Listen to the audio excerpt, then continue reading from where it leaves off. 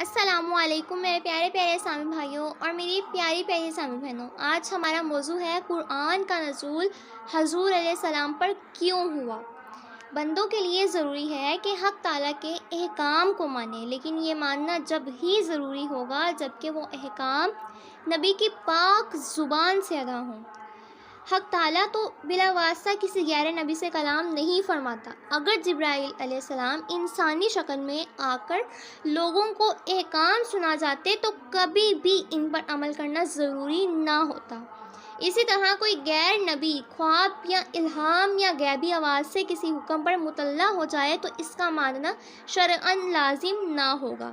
مشکوٰۃ شریف کے شروع میں ہے کہ ایک بار حضرت جبرائیل امین شکل انسانی میں سائل بن کر حضور پاک کی خدمت میں حاضر ہوئے اور حضور سے دریافت کیا کہ ایمان کیا ہے، اسلام کیا ہے، احسان کیا ہے۔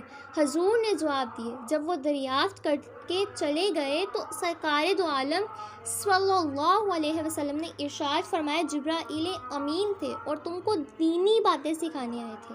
دیکھو، اس موقع پر حضرت جبرائیل امین نے خود ہی نہ کہہ دیا کہ اے صاحبو، میں جبریل علیہ السلام ہوں اور تم کو فلاں فلاں بات کا حکم دیتا ہوں، کیونکہ وہ جانتے تھے کہ میری اطاعت ان حضرات پر واجب نہ ہوگی۔ اس لیے حضور علیہ السلام کی پاک زبان سے وہ کلمات لوگوں کو سنوائے۔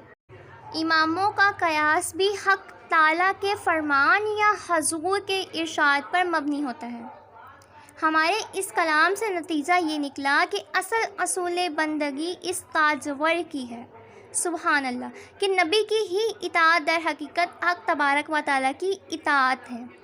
پیغمبر کا خواب اور ان کا الہام وغیرہ بھی وحی کی طرح قابل اطاعت ہوتا ہے۔ حضرت ابراہیم علیہ السلام نے خواب میں دیکھا تھا کہ اپنے فرزند کو ذبح کرو، حالانکہ بے قصور آدمی کو قتل کرنا شریعت کے خلاف تھا، لیکن آپ کے اس خواب نے اس حکم شرعی کو آپ کے حق میں منسوخ کر دیا۔ آج اگر کوئی مسلمان یہ خواب دیکھے تو محض اپنے خواب پر ایسے کام کی جرات نہیں کر سکتا، کیونکہ یہ خلاف شریعت ہے۔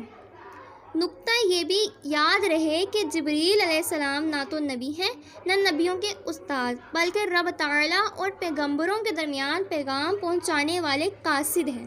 میرے پیارے پیارے سامع بھائیوں اور میری پیاری پیاری سامع بہنوں، امید کرتی ہوں آپ کو میری ویڈیو پسند آئی ہوگی۔ آپ نے لائک، شیئر اور سبسکرائب ضرور کیا ہوگا۔ فی امان اللہ، اللہ حافظ۔